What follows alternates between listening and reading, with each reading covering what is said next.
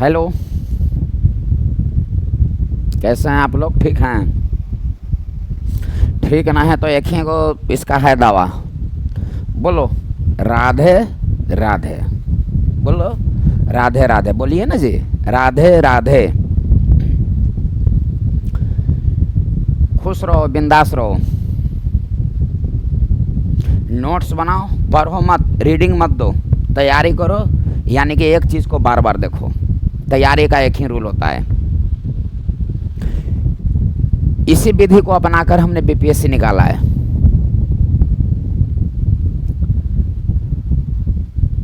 और विशेष जो है बाद में बात करते हैं। टेंशन में काहे लग रहे हैं? टेंशन में लग रहे हैं तो सुन लो, बोल देना फ़ोन करके कि कुछ देर की खामोशी है, फिर शोर आएगा। आज तुम्हारा वक्त है, कल मेरा दौर आएगा। बोल देना उनको। चलिए यहाँ देखिए, हम एंशिएंट हिस्ट्री चल रहे थे, प्राचीन भारत का हिस्ट्री, जिसमें वेद से संबंधित बताए थे, बौद्ध धर्म से संबंधित बताया गया था। आपको वीडियो को आप देख लेंगे, कई पार्ट में बांटकर बताया गया था। ठीक उसी प्रकार से आज महाजनपद से संबंधित पॉइंट को डील कर रहे हैं, और महाजनपद से भी 2 पार्ट चले गए। चलने के लिए तो एक ही पार्ट में सब जो है बकर बकर बकर बकर बकर बक देंगे, क्या हो जाएगा उससे? हाँ नहीं, हम 10 गो रोटी हम 2 बार खाएंगे, 3 बार खाएंगे, वो ज़्यादा लाभ पहुँचेगा। एक बार खा लो, अह वाह, अह मैया, शादी में गया है ना, शादी में देखा है ना, थाली ले लेता है सब, खाना जो है जितना आइटम है सब ले लिया, खाए चाहे न खाए, थाली ऐसे ऐसे लपलपा रहा है। जितना शरीर के वजन है ना, जितना थाली का वजन रहता है, पूरा एकदम खनवा का ऐसे ऐसे लपलपा रहा है, खा रहा है, देख रहा है दूसरा का। और का कोई आइटम महसूस आएगी मैया, और कोई आइटम का छूट गए है हमारे।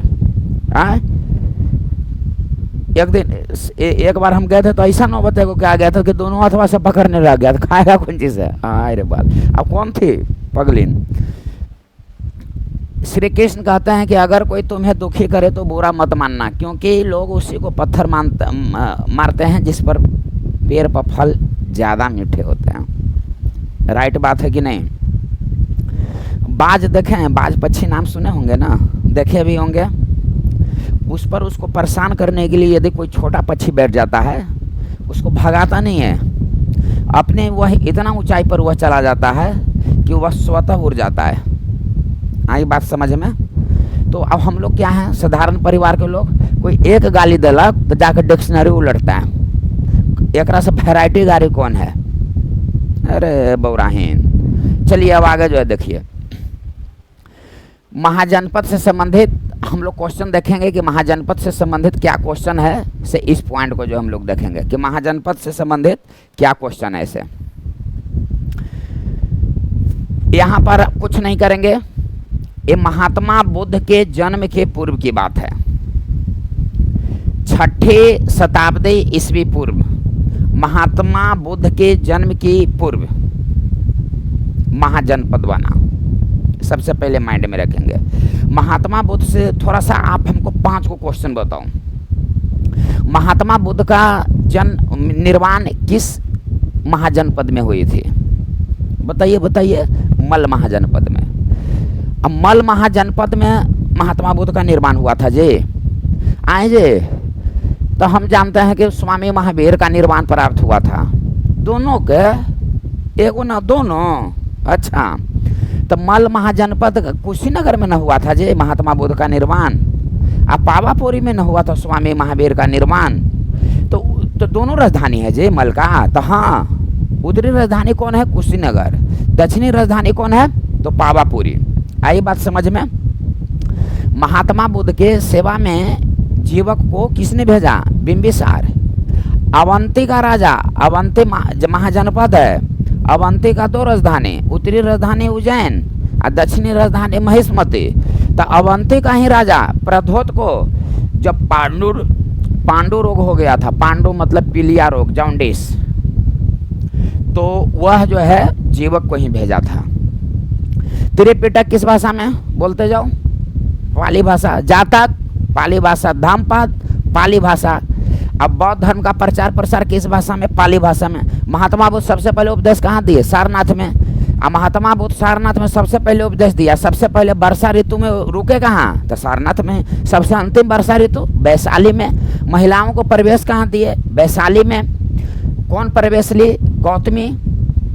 और अजात शत्रु का प्रेम का आम्रपाली का संबंध कहाँ से था, तो वैशाली से ही था। त्रिपिटक 3 गो, सुत्त पिटक, विनय पिटक, अभिधम पिटक। सबसे 12 पिटक सुत्त पिटक, विस्तृत पिटक सुत्त पिटक, भिक्षु भिक्षुणी का नियम विनय पिटक, दार्शनिक विवेचना अभिधम पिटक में। तो बौद्ध संघ में प्रवेश पाने की आयु 15 वर्ष। आ रही बात समझ में। गृहस्थ जीवन में जो रहकर मानते थे उपासक, पाठ को सुनने के लिए तो सावन, अनुसावन। आ रहे हैं बात समझ में। प्रवेश पाने को उपसंपदा कहा जाता था।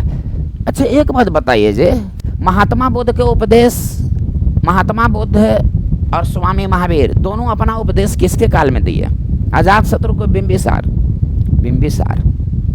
आई बात समझ में। चलिए अब यहाँ देखिए, महाजनपद से क्या आपको प्रश्न पूछता है। तो महात्मा बुद्ध के जन्म के, यहाँ ध्यान से समझिएगा, महात्मा बुद्ध के जन्म के पूर्व ये महाजनपद 6ठी शताब्दी ईस्वी पूर्व, 6ठी शताब्दी ईस्वी पूर्व यह महाजनपद, यहाँ ध्यान से समझिएगा, पूरे भारतवर्ष 16 महाजनपद में बटा हुआ था। 16 महाजनपद में बटा हुआ था पूरे भारतवर्ष। भारतवर्ष का उल्लेख किस अभिलेख में मिलता है, हाथी गुफा अभिलेख में। तिथि रहित, यानी कि उसमें तिथि निर्धारित नहीं है, तिथि रहित कौन अभिलेख, तो हाथी गुफा अभिलेख। अब भारतवर्ष का उल्लेख हाथी गुफा अभिलेख। बुद्ध के जन्म के पूर्व या 6ठी शताब्दी ईस्वी पूर्व। अच्छा बुद्ध के जन्म के पूर्व की घटनाओं का वर्णन किसमें है, जातक में। जातक का संबंध कौन पिटक से, तो सुत्त पिटक से। जातक में के गो खंड, तो 21 गो। के गो कहानी, तो 547 या 549 गो, क्योंकि हम कुंज बिहारी वाले हैं। बुद्ध के जन्म के पूर्व महाजनपद 6ठी शताब्दी ईस्वी पूर्व में महाजनपद का निर्माण हुआ। पूरे भारतवर्ष 16 महाजनपद में बटा हुआ था। अब जस्ट लाइक मानो कि अभी भारत में कितने राज्य है, 28। दिमाग में रखो, 28 राज्य है, बंटवारा किया हुआ है ताकि गणतंत्रात्मक व्यवस्था यानी कि प्रशासनिक इकाई सुचारू ढंग से संचालित हो सके। ठीक उसी प्रकार से उस समय पूरे भारत 16 भागों में विभाजित था। लेकिन क्वेश्चन दे देगा कि महाजनपद कितने प्रकार का, ये महाजनपद की संख्या हो गया 16, लेकिन महाजनपद कितने प्रकार का, तो महाजनपद जो है 2 प्रकार का। महाजनपद जो है 2 प्रकार का, एक गणतंत्रात्मक और एक राजतंत्रात्मक। राजतंत्रात्मक और गणतंत्रात्मक। जैसे में बिहार में अपना है बज्जी, वैशाली, लिच्छवी गणतंत्र, मल्ल गणतंत्र, कुरु गणतंत्र। आ रही है बात समझ में। ये सब जो है गणतंत्र था, गणतंत्र, दिमाग में रखिएगा। अब बाकी जो सब था वह राजतंत्रात्मक था। तो इसको आप नोट कर लिए कि महाजनपद की संख्या 16, लेकिन महाजनपद को कितने वर्गों में विभाजित किया गया, 2। गणतंत्रात्मक व्यवस्था था और राजतंत्रात्मक व्यवस्था था। मल पूछ देता है कि महात्मा बुद्ध के जहाँ निर्वाण की प्राप्ति हुई थी, मल वह क्या था, राजतंत्रात्मक की गणतंत्रात्मक, वज्य गणतंत्रात्मक। कुरु का राजधानी इंद्रप्रस्थ जो उत्तर प्रदेश में है। पूरे महाजनपद में 16 में इसका महाभारत में चर्चा है। एकदम नोट करते जाइए, खाली सुनना नहीं है। बोलो, कुंज बिहारी हमारी शान है और हम कुंज बिहारी की जान है। ना बोलेगा जी, ना बोलेगा जी, बोलो ना जी। कुंज बिहारी हमारी शान है और हम कुंज बिहारी की जान है, क्योंकि कंटेंट ही हमारा। एक बार बोलो ना जी। अब यहाँ जो है देखो, ध्यान से जो है समझो। यहाँ पर हम लिख दिए महाजनपद, यहाँ पर हम लिख दिए महाजनपद, कोई बात नहीं, बोलिएगा लिख दिए तो लिख दिए। अब महाजनपद के शॉर्ट करो, यहाँ से महा को हटाओ, तो क्या हो जाएगा, जनपद। सही बात है, समझते जाना। महाजनपद में से महा को हटा दिए तो जनपद, और इसमें से यहां ध्यान से देखो, इसमें से पद को हटा दो तो क्या हो गया, जन। यानी कि जन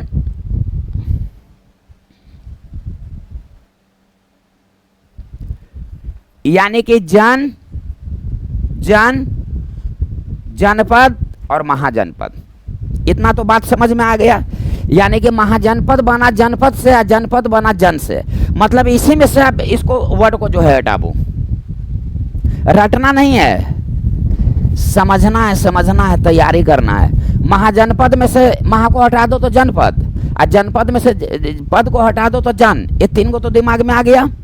इसके पहले देखिए 20, इसके पहले देखिए ग्राम, इसके पहले देखिए परिवार,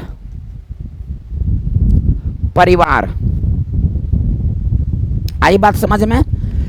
परिवार से बना ग्राम, ग्राम से बना 20, 20 से बना जन, जन से बना जनपद, और जनपद से बना महाजनपद। यानी कि परिवार, यानी कि गांव के जो हम लोग परिवार रहते हैं, उससे कई को परिवार मिलकर बनता है, एक वार्ड बनता है, वार्ड से मिलकर जो है पंचायत बनता है, पंचायत से मिलकर प्रखंड बनता है, प्रखंड से मिलकर अनुमंडल बनता है, अनुमंडल से मिलकर जिला बनता है, जिला से जो है मिलकर जो है राज्य का निर्माण होता है, और राज्य से मिलकर जो है देश का निर्माण होता है। वही बात हो गया, परिवार से मिलकर ग्राम बना, गांव बना, तब परिवार से मिलकर गांव नहीं बनता है। कई को परिवार मिल गए, 50 को जहां परिवार है उसको गांव के नाम दे दिया जाता है। ग्राम से मिलकर 20 बना, 20 ग्राम से मिलकर 20 बना, यानी कि एक वार्ड बन गया, फिर एक बाद प्रखंड बन गया, जिला बन गया, एक पूरा राज्य बन गया पूरे भारतवर्ष का। आ रहा है ये बात समझ में, मतलब जस्ट इसी लायक आप जो है समझिए। अब प्रश्न है कि इसका निर्माण कैसे हुआ।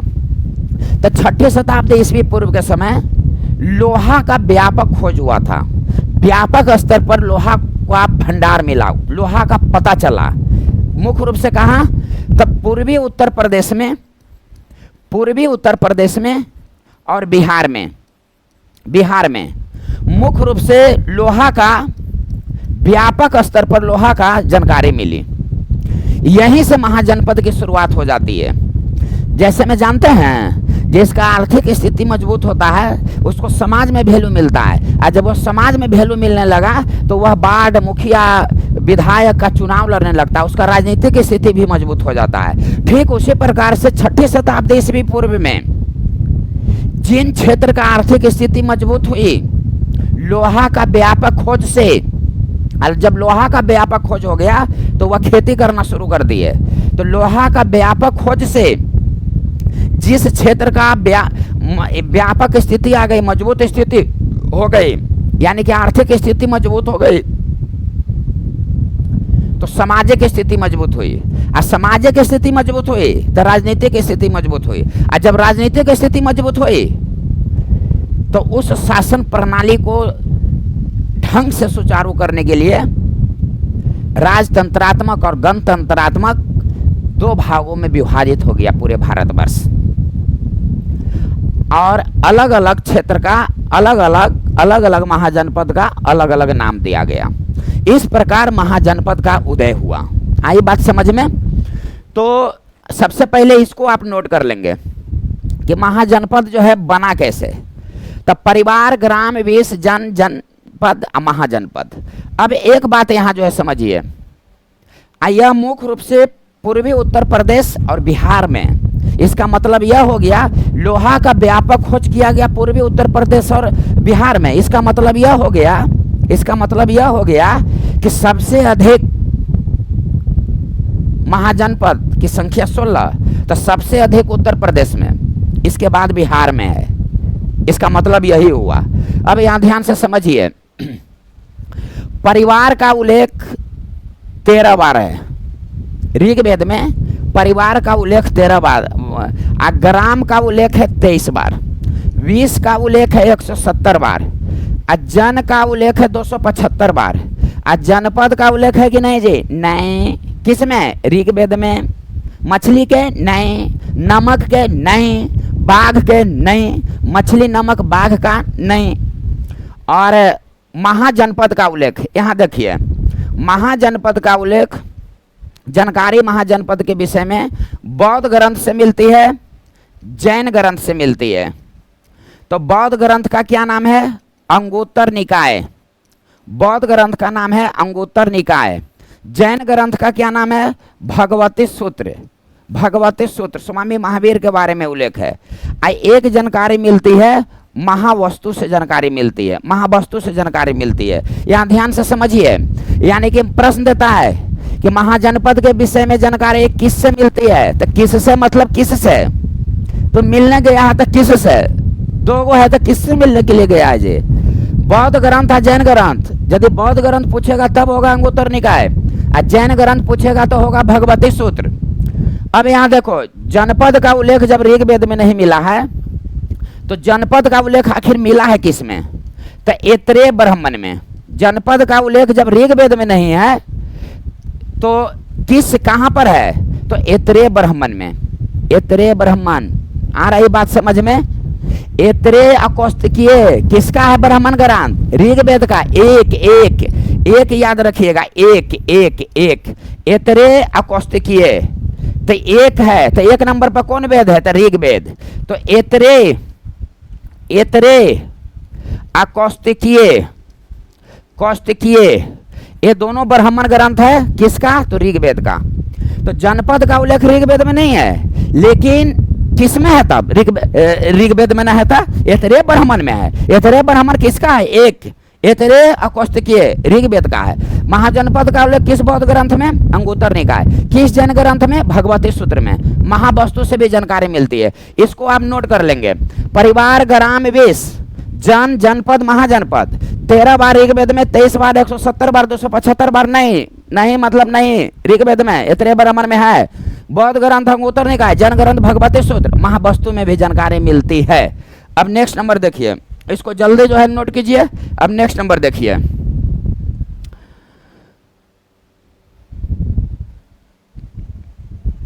कुंज बिहारी। अब यहां जो है देखिए, नेक्स्ट नंबर देखिए। इतना तो हम लोग जान गए। अब इतना जानना है कि जो 16 महाजनपद है, ये जो 16 महाजनपद आपका है, 16 महाजन, लेकिन दो वर्गों में विभाजित है, राजतंत्रात्मक और गणतंत्रात्मक, लेकिन महाजनपद की संख्या है तो 16। अब यहाँ पर गौर करेंगे ये बात को। क्या गौर करना है यहाँ पर? ध्यान से समझिएगा। यानी कि 16 महाजनपद है तो कहाँ कहाँ यह 16 महाजनपद है, इसको सबसे पहले दिमाग में रहता है। ऐसे याद रखिएगा, ध्यान से सुनिए, नोट लिख के आप दिमाग में रखेंगे। यूपी, बिहार, दक्षिण भारत होते हुए राम भारत के बाहर गए। इसको याद रखिएगा। यूपी बिहार होते हुए, यूपी बिहार दक्षिण भारत होते हुए, देखो एगो यूपी हो गया, एगो बिहार हो गया। सबसे पहले ये जानना है 1 2 3 4 5 6, इसको सबसे पहले दिमाग में रखिए। महाजनपद का निर्माण कितने अक्षर से हुआ है? देखो 1 2 3 4 5 6, यहां तक कोई दिक्कत? तो 6 स्थान पर है। कुंज बिहारी हमारी शान है और हम कुंज बिहारी की जान है, क्योंकि कंटेंट ही हमारा नहीं बोलेंगे। महाजनपद 1 2 3 4 5 6 अक्षर से है तो 6 जगह है। यूपी बिहार 2, दक्षिण भारत 3, राजस्थान 4, मध्य प्रदेश 5 और भारत के बाहर 6। आया समझ में? इसको सबसे पहले दिमाग में रखो। तो यूपी बिहार दक्षिण भारत होते हुए राम भारत के बाहर गए, इसको दिमाग में रखिएगा। यानी कि महाजनपद तो 16 को है, इसमें कोई दिक्कत नहीं है। 2 वर्गों में तो है विभाजित, गणतंत्रात्मक और राजतंत्रात्मक। लेकिन महाजनपद कितने स्थानों पर? तो यूपी बिहार दक्षिण भारत, राम से हो गया राजस्थान और मध्य प्रदेश। अब भारत के बाहर 2 गो है, राजस्थान में 1 गो, मध्य प्रदेश में 1 गो, दक्षिण भारत में 1 गो, अब यूपी में 8 गो, बिहार में 3 गो। इसको कैसे अब दिमाग में रखना है? सबसे पहले यूपी यूपी बड़ा राज्य है जनसंख्या के दृष्टिकोण से, तो सबसे ज्यादा है 8 गो। बिहार 3 अक्षर से बना है तो 3 गो।